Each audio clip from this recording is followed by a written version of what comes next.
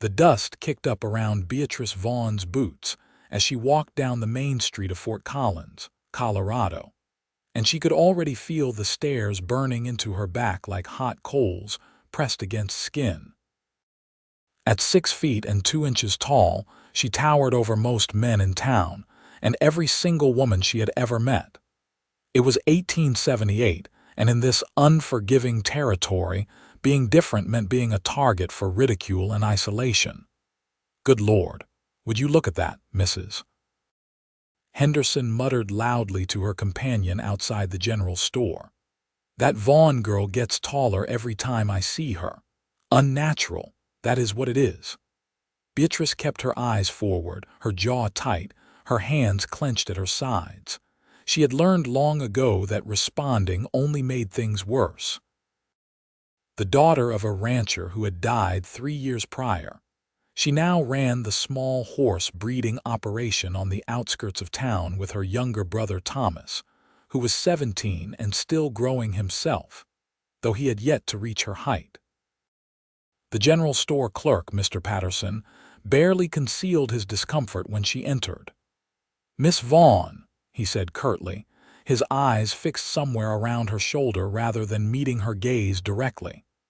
"I need supplies," Beatrice said, keeping her voice steady and businesslike.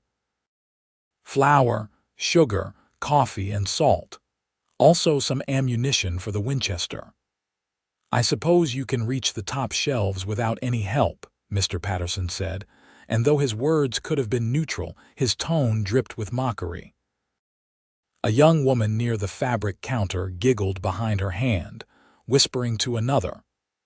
Beatrice caught the words freakish, and never find a husband before she forced herself to tune them out. She completed her transaction in silence, paid with the coins she had earned from selling 2 horses the previous week, and gathered her packages. As she turned to leave, she nearly collided with a man entering the store. She stepped back quickly, accustomed to making herself smaller despite her size, but he did not flinch or recoil. "Pardon me, miss," he said, tipping his hat. His voice was deep and calm with a slight drawl that suggested he came from further south. When Beatrice looked up, which she rarely had to do with anyone, she found herself meeting eyes that were almost level with her own. The man was massive, easily 6 feet 5 inches, with broad shoulders that filled the doorway and a rugged face weathered by sun and hard work. "No harm done," Beatrice said quickly, trying to slip past him. "Let me help you with those packages," he offered, reaching for the heavy bags she carried. "I can manage," she replied automatically. "I am sure you can," he said with a slight smile that reached his eyes. "But that does not mean you should have to." Something in his tone, the genuine kindness without a trace of mockery, made Beatrice pause. She allowed him to take the heavier bags, and together they walked out into the bright Colorado sunshine. "I am Ryder Vaughn," he said as they reached her wagon. "Just arrived in town yesterday. I am the new foreman at the Triple Creek Ranch." Beatrice's eyebrows rose. "Vaughn? That is my surname as well. Is that so? Well, I suppose we might be distant relations, though Vaughn is not such an uncommon name." He loaded her supplies into the wagon with easy strength. "And you are Beatrice Vaughn. I run a horse breeding operation north of town." "A horse breeder," Ryder said, his interest clearly genuine. "That is fine work. What breeds?" "Mostly quarter horses, some Mustang crossbreeds." "Good working animals, sturdy and reliable." Beatrice found herself relaxing slightly as they talked about horses, a subject she knew intimately and loved deeply. "I would like to see your operation sometime, if you would not mind," Ryder said. "The Triple Creek is looking to expand their herd, and I prefer to deal with local breeders when possible." Before Beatrice could respond, a sharp voice cut through the air. "Well, if it is not the giant girl and the giant man, what a pair you make. Perhaps you should join the circus together." Beatrice's face flushed hot with shame as she turned to see Samuel Morton, the banker's son, standing with two of his friends. All three young men wore expensive clothes and expressions of cruel amusement. "Move along," Ryder said, his voice dropping to a tone that held clear warning. "Or what?" Samuel challenged, puffing up his chest despite being a good 6 inches shorter than Ryder. "You are new here, stranger. You do not know about our local oddities. This woman is a freak of nature. No man in his right mind would want anything to do with her." Ryder's jaw tightened, but his voice remained controlled. "The only oddity I see here is a group of small men trying to make themselves feel bigger by cutting others down. I suggest you find something better to do with your time." Samuel's face reddened, but before he could respond, Ryder took a step forward. It was not an aggressive movement, but the sheer size of him made Samuel and his friends instinctively back up. "Miss Vaughn and I were having a pleasant conversation," Ryder continued, "and I do not appreciate the interruption. Now, unless you have business here, I suggest you move along before I decide to mention this encounter to your father at the bank. I met him yesterday, actually. He seemed like a reasonable man. I wonder what he would think of his son harassing a respectable businesswoman in the middle of town." Samuel glared, but apparently decided discretion was the wiser course. He and his friends slunk away, muttering among themselves but not loud enough for their words to carry back. Beatrice stood frozen, unsure how to process what had just happened. Men did not defend her. They either mocked her themselves or stood by while others did. "I apologize for that," Ryder said, turning back to her as if nothing unusual had occurred. "Some people were clearly not raised properly." "You did not have to do that," Beatrice said quietly. "Do what?" "Tell the truth." Ryder smiled again, that same genuine expression that seemed to light his entire face. "Miss Vaughn, I have spent my entire life being too large for most spaces, bumping my head on door frames and having people either fear me or try to prove themselves against me. I know what it is like to be different, but I also learned that being different is not the same as being less than. You carry yourself with dignity and you run your own business. Those are admirable qualities, regardless of height." Beatrice felt something unfamiliar stirring in her chest, something warm and hopeful that she had tried to bury years ago. "Thank you," she managed. "Now, about visiting your ranch," Ryder said, his tone returning to business but his eyes still kind. "Would tomorrow afternoon be convenient? I have the day free, and I genuinely am interested in seeing what stock you have available." "Tomorrow would be fine," Beatrice agreed, giving him directions to her property. As she drove her wagon home, Beatrice could not stop thinking about Ryder Vaughn. It was not just his size, though that certainly made him stand out. It was the way he had treated her, as if her height was simply a fact rather than a flaw. As if she was just another person rather than something to mock or pity. When she arrived home, Thomas was working with one of the young horses in the corral. At 17, he had shot up to 6 feet tall in the past year, and their mother had always said the Vaughn family tended toward height. Their father had been 6'1", respectable but not unusual. Beatrice had inherited height from both sides, her mother's family also known for tall women, but she had exceeded everyone's expectations. "How was town?" Thomas called, wiping sweat from his forehead. "The usual," Beatrice said, then paused. "Actually, something different happened." She told him about Ryder as they unloaded the supplies together, and Thomas listened with interest. "So he is coming tomorrow to look at the horses?" Thomas asked. "Should I make myself scarce?" "Why would you do that? Come on. A man that tall who defended you and wants to visit. He is clearly interested in more than just horses." "Do not be ridiculous," Beatrice said, but her cheeks warmed. "He is new in town and needs stock for the Triple Creek Ranch. It is business." Thomas gave her a knowing look but did not argue further. Well, either way, we should make sure the best horses are in the front corral. The bay mare and that 3-year-old gelding would catch any horseman's eye. That night, Beatrice found herself taking extra care with her appearance, then felt foolish for doing so. She brushed out her long, dark hair, which she typically kept in a simple braid, and even considered wearing her Sunday dress before deciding that was too obvious. She settled on her cleanest work clothes, practical but presentable. When Ryder arrived the next afternoon, riding a handsome roan stallion, Beatrice was working with a young mare in the training pen. She saw him approach and forced herself to finish the exercise she had started rather than rushing over immediately. "Do not let me interrupt," Ryder called, settling against the fence to watch. Beatrice guided the mare through several more movements, demonstrating the animal's responsiveness and even temperament. When she was satisfied, she released the mare and walked over to where Ryder stood. "That is fine work," he said appreciatively. "She is well trained without being broken in spirit. That is a rare skill."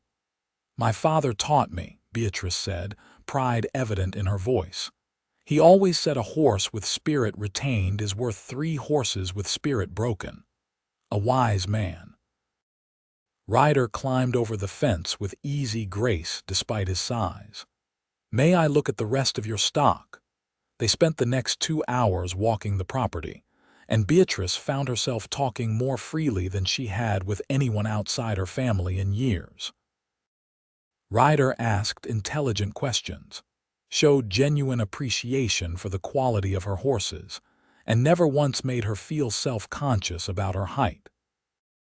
In fact, when they walked side by side, she realized with a strange thrill that they matched stride naturally, both having long legs that covered ground quickly. "You have built something impressive here," Ryder said as they returned to the main barn. "Your father would be proud."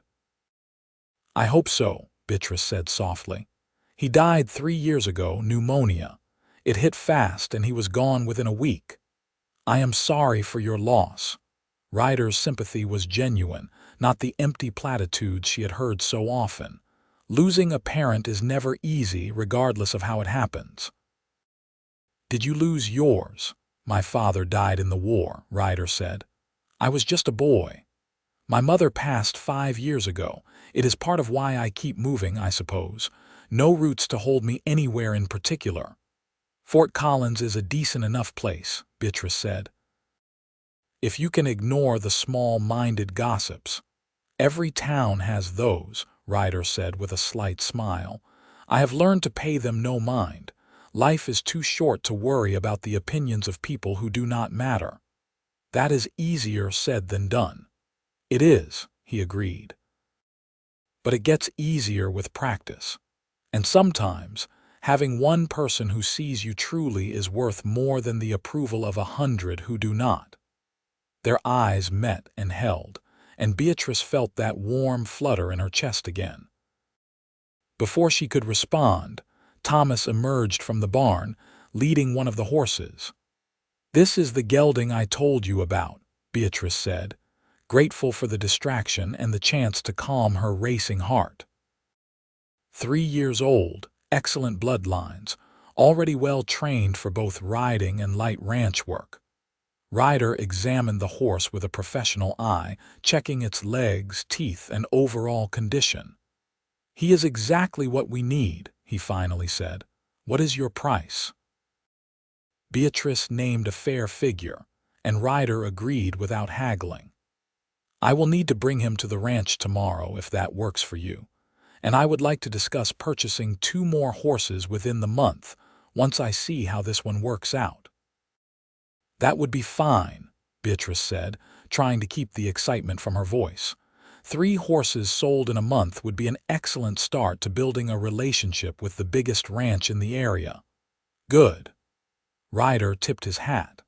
"I will return tomorrow morning with payment and a lead rope. In the meantime, I was wondering if you might join me for dinner at the hotel restaurant tomorrow evening." Beatrice's heart skipped. "Dinner? Yes. I am new in town and could use pleasant company. And I would enjoy continuing our conversation in a setting where we are not covered in dust and horse hair." His smile was warm and slightly teasing. "I look like this most of the time," Beatrice said before she could stop herself. "Dust and horse hair are part of the profession." "As they are for me," Ryder said. "But occasionally it is nice to clean up and have a good meal. What do you say?" Beatrice wanted to say yes immediately, but caution held her back. The hotel restaurant was public, visible. People would see them together, would talk. Then again, people already talked about her. What did it matter if they had something new to gossip about? "I would like that," she said finally. "Excellent. I will collect you at 6 if that is convenient." After Ryder left, Thomas practically pounced on Beatrice. "He asked you to dinner." "I told you he was interested." "It might just be a friendly meal," Beatrice protested weakly. "The man rode out here specifically to ask you. That is not business. That is courting." The word courting made Beatrice's stomach flip. She had long ago resigned herself to spinsterhood, accepting that her unusual height and the isolation of running the ranch meant marriage was unlikely. The few men who had shown interest over the years had either been fortune hunters after her property or men who fetishized her size in ways that made her deeply uncomfortable. But Ryder seemed different. He treated her as an equal, not a curiosity or a prize to be won. The next day passed in a blur of nervous energy. Ryder arrived in the morning as promised, paid in cash, and led the gelding away with professional efficiency. He confirmed their dinner plans, his eyes lighting up when Beatrice agreed again, as if he had been worried she might change her mind. Beatrice spent the afternoon in an agony of indecision over what to wear.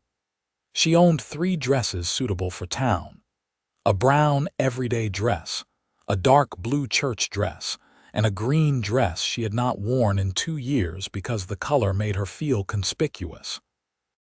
She finally settled on the blue, which fit well through the shoulders and did not make her feel like she was trying too hard.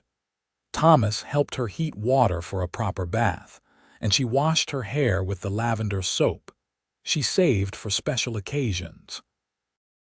When she looked at herself in the small mirror above her dresser, she saw the same tall, angular woman she always saw, but perhaps there was something different in her eyes, a spark of hope she had thought long extinguished. Ryder arrived promptly at 6, driving a small buggy borrowed from the ranch.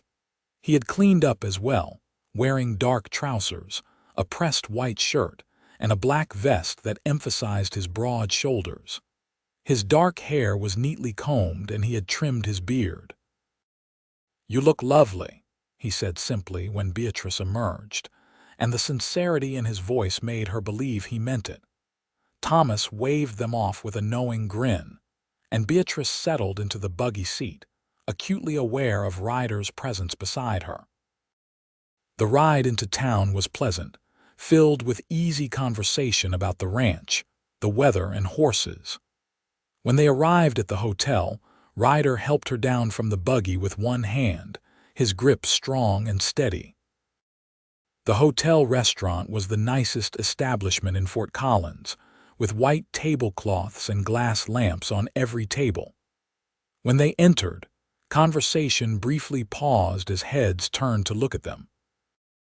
Beatrice felt the familiar flush of embarrassment creeping up her neck, but Ryder seemed completely unbothered. He kept his hand lightly at the small of her back, a gesture that was both protective and respectful as he guided her to a table.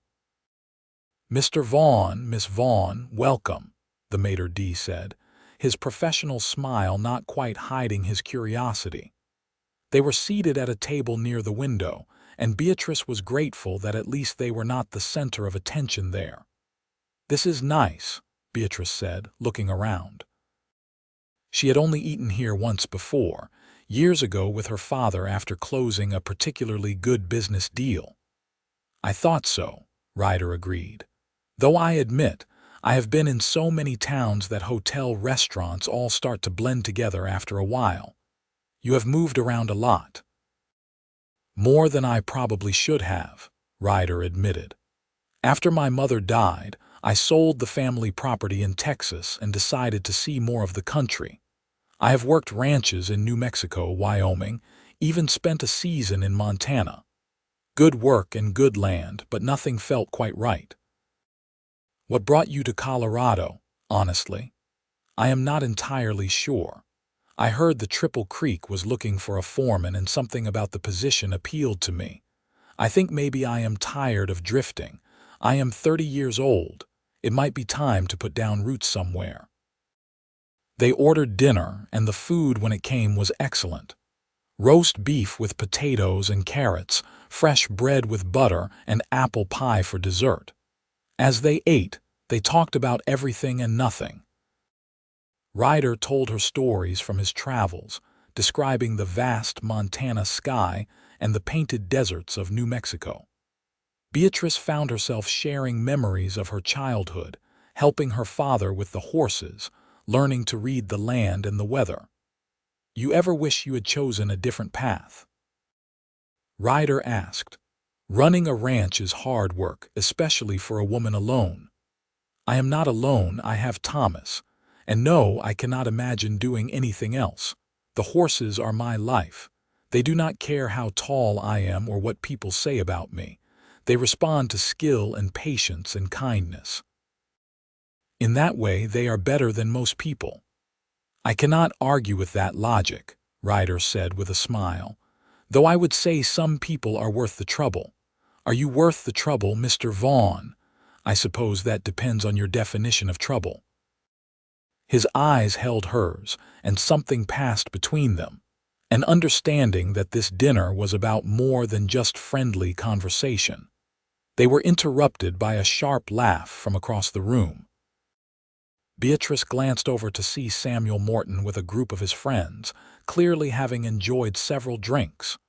When Samuel caught her eye, he raised his glass in a mocking salute.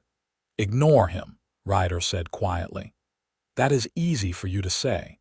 You have only been here a few days. You do not know what it is like to live with constant mockery." "You are right. I do not know what it has been like for you specifically," Ryder said carefully.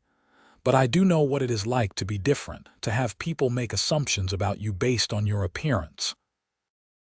I know what it is like to walk into a room and have everyone go quiet, to see mothers pull their children closer as if size alone makes a man dangerous. I have had men start fights with me in saloons just to prove they are not afraid of the big man. I have had women look at me as if I am some kind of beast rather than a person." Beatrice had not considered this perspective. She had been so focused on her own struggles that she had not thought about what challenges Ryder might face. "I am sorry," she said softly. "That must be difficult." "It was, when I was younger. It made me angry and bitter for a time, but I realized that anger was only hurting me. The people who judge based on appearance alone are not worth my energy. What matters are the people who take the time to see beyond the surface." "And do you think you see beyond my surface?" "I see a woman who is intelligent, capable, and strong," Ryder said. "I see someone who built a business from the ground up, who takes pride in her work, who treats animals with respect and kindness. I see someone worth knowing. Your height is simply one small part of who you are, and frankly, I find it refreshing to be able to look someone in the eye when I talk to them." Beatrice felt tears prick at her eyes, but she blinked them back. "You barely know me." "Then let me get to know you better," Ryder said simply. "If you are willing." Before Beatrice could respond, Samuel Morton stumbled over to their table, his friends trailing behind him. He was clearly drunk, his face flushed and his movements unsteady. "The giant girl and the giant man," he slurred. "What a perfect match. You could breed even bigger freaks together. Maybe start your own sideshow." Ryder stood slowly, his size suddenly seeming even more imposing in the enclosed space. "I am going to ask you once nicely to return to your table and leave the lady alone." "The lady?" Samuel laughed. "That is no lady. That is some kind of mistake of nature. Everyone knows it. No normal woman stands that tall. It is not right." "Last warning," Ryder said, his voice deadly calm. "Or what? You will hit me, in front of everyone." Samuel swayed on his feet. "You are all talk, just like she is all height and nothing else." What happened next occurred so quickly that Beatrice almost missed it. Ryder did not throw a punch or make any aggressive move. Instead, he simply placed one large hand on Samuel's shoulder and applied pressure. Samuel's knees buckled, and he found himself being guided firmly but not violently back toward his own table. "Sit down, sober up, and think carefully about your choices," Ryder said quietly but clearly. "Because if I hear of you bothering Miss Vaughn again, you and I will have a much longer conversation, and I promise you will not enjoy it." He released Samuel, who collapsed into his chair with a thump. His friends had gone pale, and no one seemed inclined to continue the confrontation. Ryder returned to their table, his expression apologetic. "I am sorry. I seem to be making a habit of dealing with that particular fool on your behalf." "I should be used to it by now," Beatrice said, though her hands were shaking slightly. "Being used to something does not make it acceptable." Ryder reached across the table and gently took her hand. "You deserve better than this." The warmth of his hand surrounding hers was both comforting and thrilling. Beatrice found herself looking at their joined hands, his so large it made even hers seem small by comparison. "Perhaps we should go," she said quietly. "Only if you want to," Ryder said. "If you want to stay and finish our dinner, we will stay. Do not let small-minded fools drive you out." Beatrice considered this. Part of her wanted to flee to escape the stares and whispers that had started up again. But another part, the part that Ryder seemed to be awakening, wanted to stay, wanted to show everyone that she had as much right to be here as anyone else. "We will stay," she decided. "We have not finished our pie yet." Ryder's smile was proud and warm. "That is the spirit." They finished their dinner in peace, Samuel and his friends having been cowed into silence. The rest of the diners eventually returned to their own conversations, though Beatrice occasionally caught someone glancing their way. As they left the restaurant, Ryder offered his arm and Beatrice took it, feeling the solid strength of him beside her. In the buggy on the way home, they sat closer than they had on the way into town, their shoulders touching companionably. "I had a wonderful evening," Ryder said as they approached Beatrice's ranch. "Despite the interruptions." "So did I," Beatrice admitted. "I cannot remember the last time I enjoyed myself so much in town." "Then we should do it again soon," Ryder said, "if you would like." "I would like that very much." When they reached the house, Ryder helped her down from the buggy, his hands spanning her waist easily. For a moment they stood close, and Beatrice was acutely aware of the warmth of him, the scent of soap and leather and something uniquely him. "Thank you," she said softly, "for defending me, for treating me like a person, for everything." "You do not need to thank me for basic human decency," Ryder said, "though you are welcome all the same." He seemed to hesitate, then slowly, giving her plenty of time to pull away, he leaned down and pressed a gentle kiss to her cheek. It was brief and chaste, but it sent warmth flooding through Beatrice's entire body. "Good night, Beatrice," he said, her given name sounding wonderful in his deep voice. "Good night, Ryder." She watched as he drove away, the buggy disappearing into the darkness. Thomas was waiting inside, pretending to read but clearly eager for details. "Well?" he demanded as soon as she entered. "It was nice," Beatrice said, unable to keep the smile from her face. "Just nice. B, you are glowing. What happened?" She told him about the dinner, about Samuel's interruption and how Ryder had handled it, about the conversations and the connection she felt.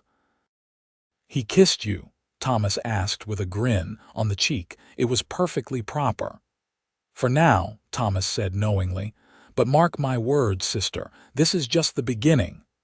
Over the following weeks, Ryder became a regular visitor to the ranch.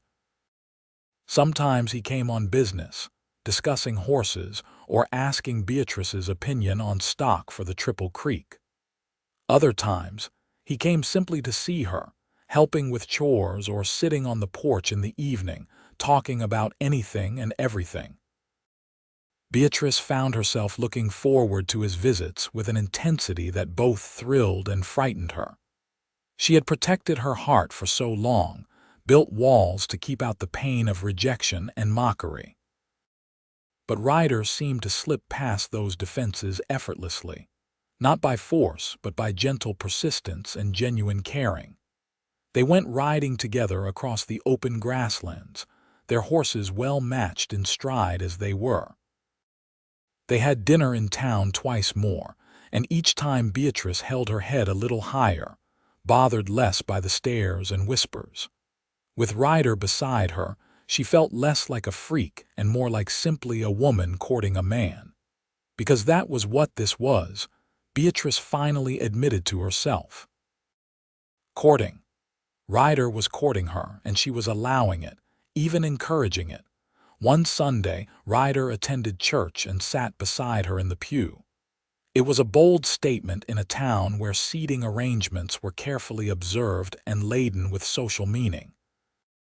After the service, several people approached them, mostly out of curiosity but some with genuine warmth.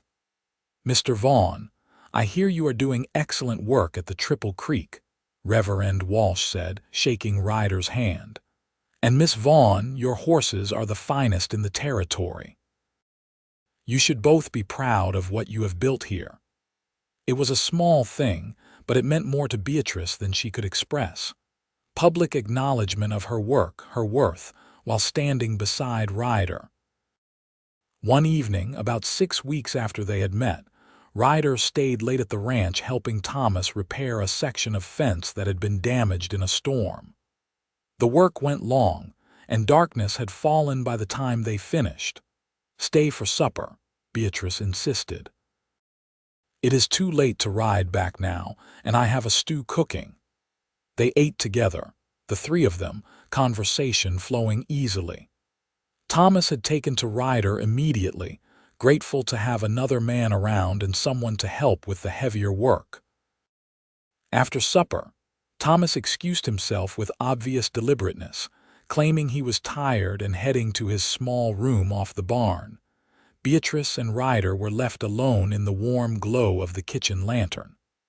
Outside, crickets chirped and the horses whinnied softly in the corral. "Your brother is not subtle," Ryder said with amusement. "No, he is not," Beatrice agreed. "I hope he did not make you uncomfortable." "Not at all. I appreciate him trusting me alone with his sister." Ryder paused, then said more seriously, "Beatrice, I need to tell you something." Her heart clenched. Was this where he told her he was leaving? That this had all been just a pleasant diversion? "I came to Colorado looking for work, looking for a place to settle," Ryder continued. "But I found so much more than that. I found you." Beatrice's breath caught in her throat. "I know we have not known each other long," Ryder said. "But I have never felt this way about anyone before. When I am with you, everything feels right. You are brilliant and strong and beautiful, and I find myself thinking about you constantly. I want to know everything about you. I want to be part of your life if you will have me." Ryder, Beatrice struggled to find words. "I feel the same way, but I need you to understand what you would be taking on. Life with me will not be easy. People will always talk. They will say you settled for less, that you could have done better. They will make cruel jokes about our children if we have them, wondering how tall they will be. I have lived with this mockery my whole life. I do not want that for you." Ryder stood and crossed to where she sat, kneeling beside her chair so their eyes were level. "Beatrice, look at me." She did, meeting his steady gaze. "I do not care what small-minded people say," he told her firmly. "I have spent my life being judged for my size. I am done letting other people's opinions dictate my happiness. You make me happy.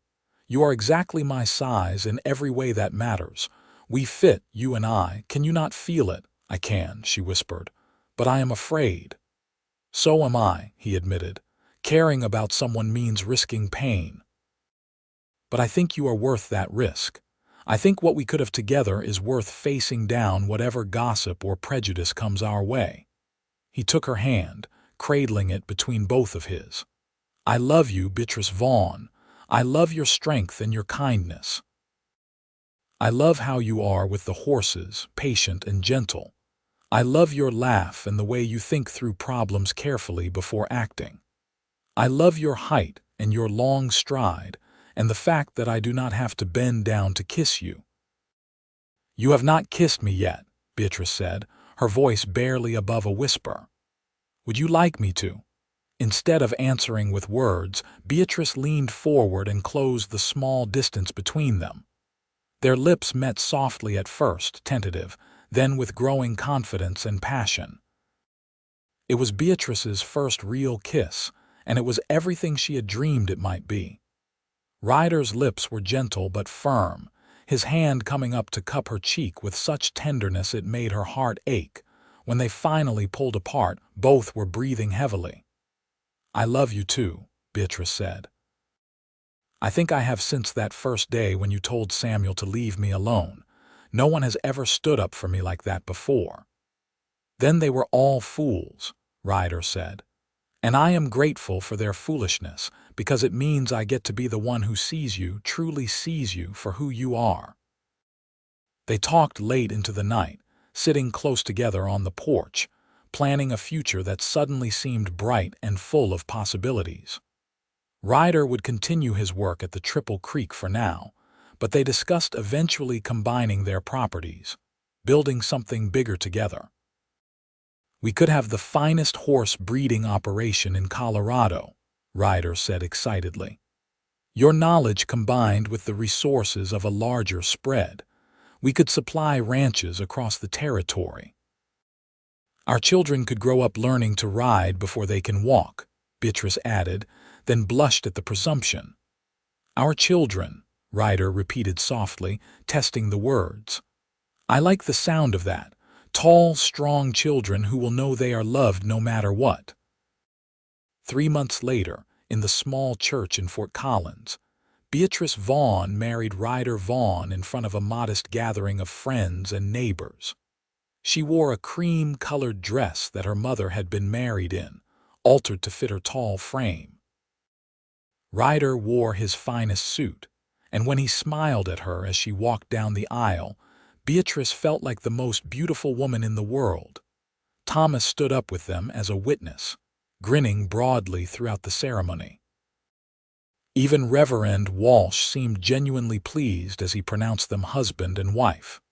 "You may kiss your bride," he said, and Ryder did, thoroughly and without any concern for propriety, to the point where Thomas had to clear his throat loudly to remind them they had an audience. The reception was held at the ranch, with tables set up outside and food provided by several of the local women who had warmed to Beatrice, once Ryder made his intentions clear. It seemed that having the approval of the well-respected foreman of the Triple Creek Ranch went a long way toward changing public opinion. Samuel Morton did not attend, but his father did, pulling Beatrice aside at one point. "Miss Vaughn, or I suppose it is Mrs. Vaughn now," he said somewhat awkwardly. "I want to apologize for my son's behavior. He has been sent to live with relatives in Denver for a time. I hope he will learn better manners there." "Thank you, Mr. Morton," Beatrice said graciously. "I appreciate you saying so." As the sun set and lanterns were lit, Ryder pulled Beatrice onto the makeshift dance floor. They swayed together to the music of a fiddle and guitar, perfectly matched in height and step. "Happy," Ryder murmured into her hair. Happier than I ever thought possible, Beatrice replied honestly. That night, in the house that was now theirs together, Ryder carried her across the threshold despite her protests that she was too tall and heavy. "You are perfect," he insisted, setting her down gently in what was now their bedroom. "And I intend to spend the rest of my life proving that to you." Their wedding night was tender and passionate. Two people who had waited so long to be truly seen and accepted finally coming together. Beatrice had been nervous, her knowledge of such matters limited to whispered conversations and vague explanations. But Ryder was patient and gentle, making sure she felt safe and loved every moment. Afterward, lying in his arms with her head on his chest, listening to the steady beat of his heart, Beatrice felt a peace she had never known before. "What are you thinking?" Ryder asked, his fingers tracing lazy patterns on her shoulder. "That I am grateful for every moment of loneliness and mockery I endured," Beatrice said, "because it all led me here to you. If things had been different, if I had been average height and found some acceptable young man years ago, I would never have known this feeling." "I was thinking something similar," Ryder admitted. "All the moving, all the searching, it was leading me to Colorado, to that general store, to you." Life settled into a comfortable rhythm over the following months. Ryder continued his work at the Triple Creek while helping Beatrice expand her operation in his free time. Thomas thrived with Ryder as a mentor and brother, and the young man's skills with horses grew daily. True to their plans, they began breeding horses more strategically, combining bloodlines to create animals that were both strong and intelligent. Word spread about the quality of Vaughn horses, and soon they had more orders than they could fill. The town gradually accepted their relationship, helped by the fact that they were both hardworking, honest people who caused no trouble. There were still occasional stares and whispered comments, but these bothered Beatrice less and less as time went on. About a year after their wedding, Beatrice realized she was with child. The morning sickness had been going on for 2 weeks before she recognized it for what it was. When she told Ryder, he picked her up and spun her around despite her protests, his face alight with joy. "We are going to be parents," he kept saying, as if he could not quite believe it. "Put me down before you hurt yourself," Beatrice said, but she was laughing. Thomas was equally excited at the prospect of becoming an uncle. "I hope the baby is a boy," he said. "I can teach him to ride." "And if it is a girl?" Beatrice asked. "Then I will teach her to ride," Thomas said with a grin. "Girls need to know how to handle horses just as much as boys." The pregnancy progressed normally, though Beatrice grew larger than most women, carrying the baby high and proud. The local doctor, a practical man named Hayes, was unconcerned. "You are a tall woman married to a tall man," he said bluntly. "Stands to reason you will have a good-sized baby, but you are healthy and strong. I expect you will do just fine." Beatrice worked almost up until the day she went into labor, much to Ryder's consternation. He wanted her to rest and be pampered, but she felt better staying active, and Dr. Hayes agreed that moderate activity was beneficial. When the labor finally began one warm summer evening, it was long and difficult. Beatrice had always been strong, but this tested her limits. Ryder stayed with her throughout, despite the protests of the midwife they had hired to assist Dr. Hayes. "Men do not belong in the birthing room," the midwife said firmly.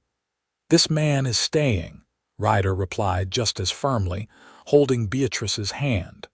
"She wants me here and I am not leaving." Through the long night, Ryder was a constant presence, wiping her brow, encouraging her, telling her how strong she was. When dawn broke and the baby finally arrived, the thin wail filled the room with joy. "A boy," Dr. Hayes announced, "and a healthy one at that." The baby was indeed large, already over 9 pounds, with dark hair and his father's strong features. When the doctor placed him in Beatrice's arms, she felt a surge of love so powerful it nearly overwhelmed her. "He is perfect," she whispered. "Just like his mother," Ryder said, kissing her forehead gently. "You were amazing." They named him Robert after Ryder's father. Little Robert was a good baby, healthy and happy, and he grew at an astonishing rate. By his first birthday, he was already larger than most 2-year-olds, and it was clear he would inherit his parents' height.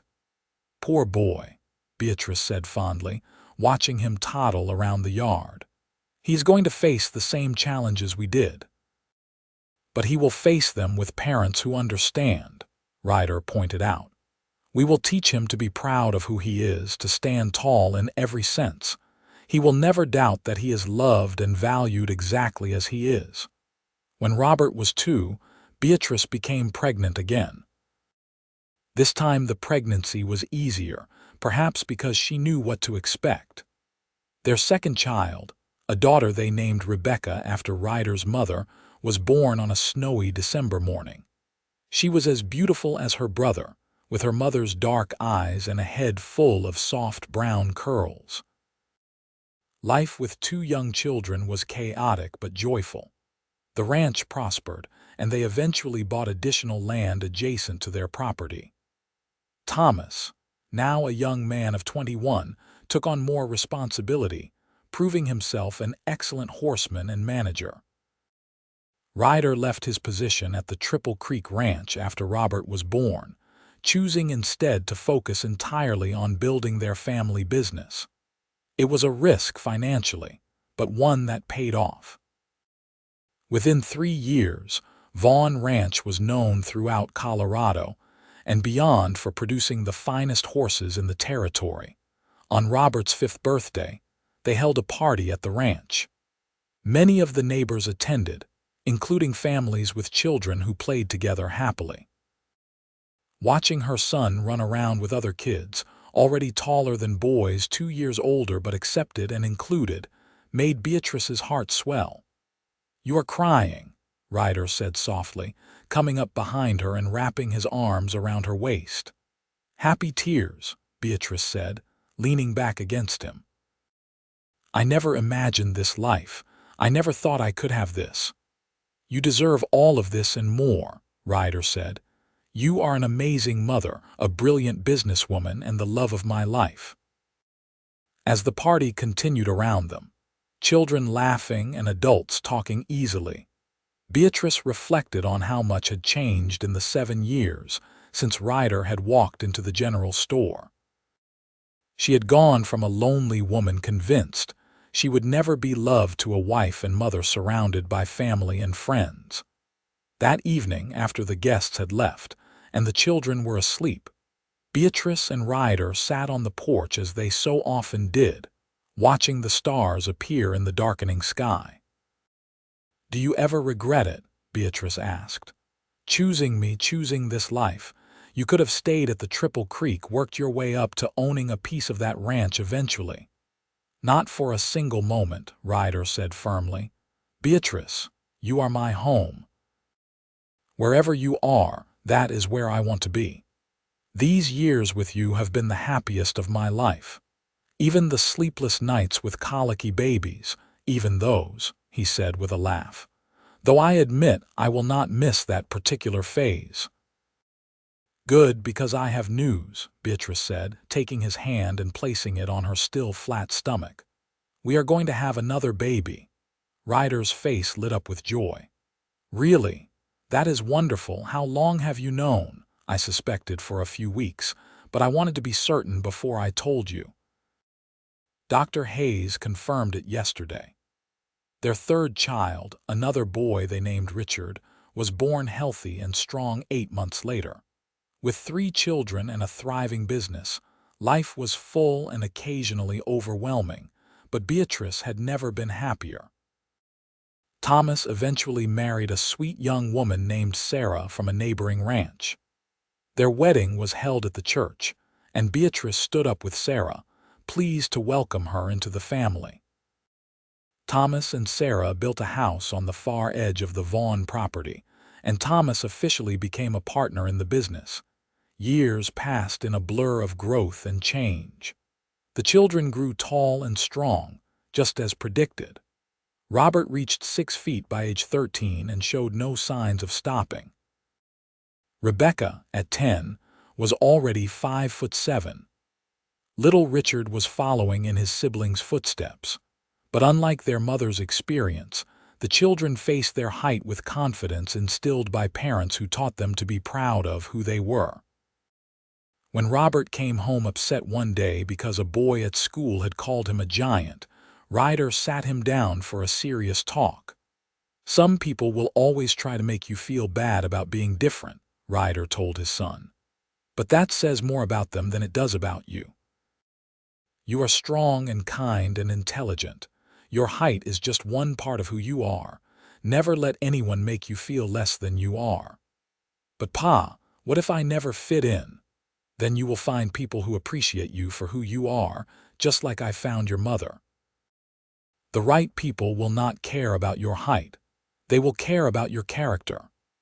As Robert entered his teenage years, he began helping more with the ranch work, proving to have his mother's gift with horses and his father's steady temperament. Rebecca showed an interest in the business side of things, learning to keep books and manage accounts with a skill that impressed everyone. On their 15th wedding anniversary, Ryder planned a special surprise for Beatrice. He arranged for Thomas and Sarah to watch the children for the weekend and took Beatrice to Denver, to a fine hotel where they could have 2 days of peace and luxury. "This is too much," Beatrice protested when she saw the elegant suite he had reserved. "Nothing is too much for you," Ryder insisted. "We work hard every day. We deserve to enjoy the fruits of that labor sometimes." They spent 2 wonderful days exploring the growing city, eating at fine restaurants, and simply enjoying each other's company without the constant demands of children and ranch work. On their last evening, over a candlelit dinner, Ryder presented her with a beautiful necklace, a simple gold chain with a small horse charm. "To remind you of where we started," he said as he fastened it around her neck. "2 people who loved horses and found that they loved each other even more." "I do not need a reminder," Beatrice said, touching the charm gently, "but I love it nonetheless. Thank you, Ryder, for this trip, for this gift, for everything you have given me." "You have given me just as much," Ryder said seriously. "You gave me a home, a family, a purpose. Before I met you, I was drifting, searching for something I could not name. You were what I was searching for all along." They returned home rejuvenated, ready to face the daily challenges of ranch life with renewed energy. The children were growing into remarkable young people, each with their own talents and dreams. When Robert turned 18, he announced his intention to attend agricultural college in Denver, wanting to learn modern ranching techniques to bring back to the family business. "Are you sure?" Beatrice asked, though she was proud of his ambition. "It will be hard being away from home." "I am sure, Ma," Robert said, "but I will come back. This ranch is my future. I just want to make sure I have the knowledge to help it grow." So Robert went off to college, and though the house felt emptier without him, Beatrice was proud of the confident young man he had become. He wrote regularly, sharing what he was learning, and visited during breaks. During his 2nd year, he mentioned meeting a young woman named Grace, the daughter of a rancher from southern Colorado. When he brought her home to meet the family over Christmas break, Beatrice saw immediately that Grace was special. She was of average height, which seemed to matter not at all to either of them. What mattered was the way she looked at Robert with clear love and respect, and the way he treated her with gentleness and devotion. "I am going to marry her, Ma," Robert confided. "After graduation, if she will have me." "She would be a fool not to," Beatrice said, hugging her tall son. "And she does not strike me as a fool. True to his word, Robert proposed the day after his graduation, and Grace accepted. They were married that autumn in a beautiful ceremony that brought joy to everyone who attended. Watching her son stand at the altar with his bride, Beatrice felt the circle completing somehow. Robert would carry on the ranch, raise his own children to be proud of who they were, continue building what she and Ryder had started. Rebecca, now a young woman of 16, had already announced her intention to stay on the ranch as well, taking over the business management side. She had a head for numbers and a sharp business sense that impressed even the hardened cattlemen and horse traders they dealt with.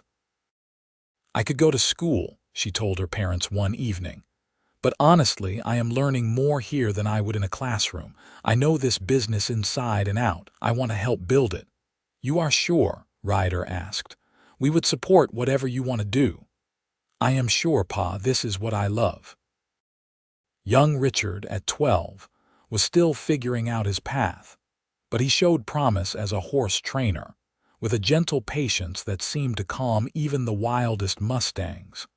As Beatrice approached her 40th birthday, she looked around at the life she had built and felt profound gratitude.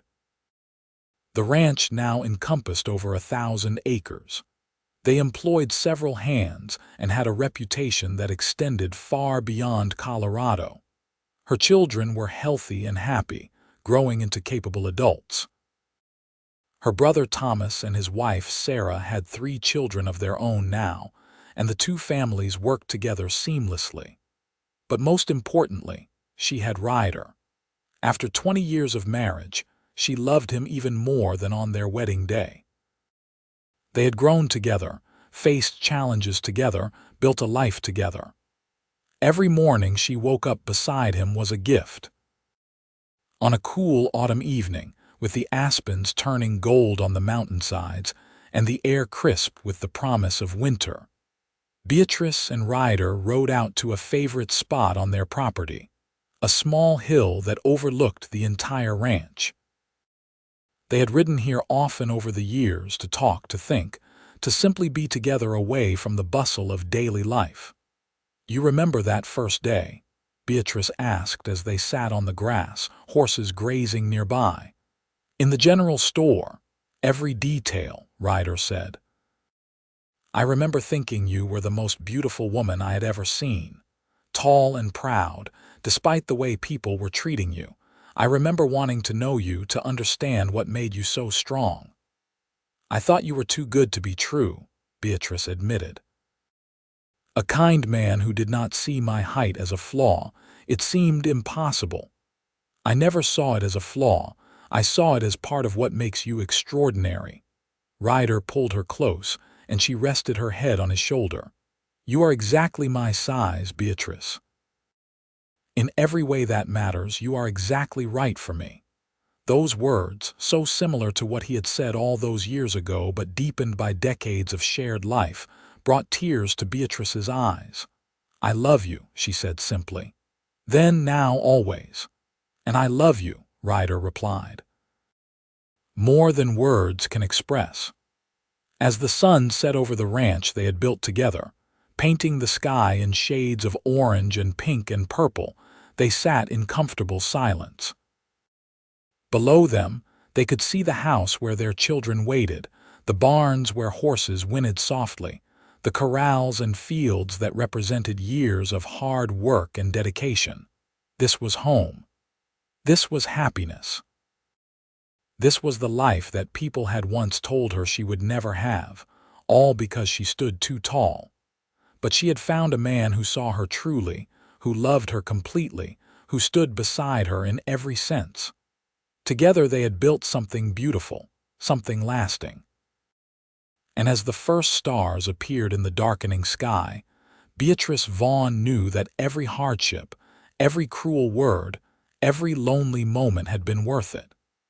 Because they had all led her here, to this hill, to this man, to this life.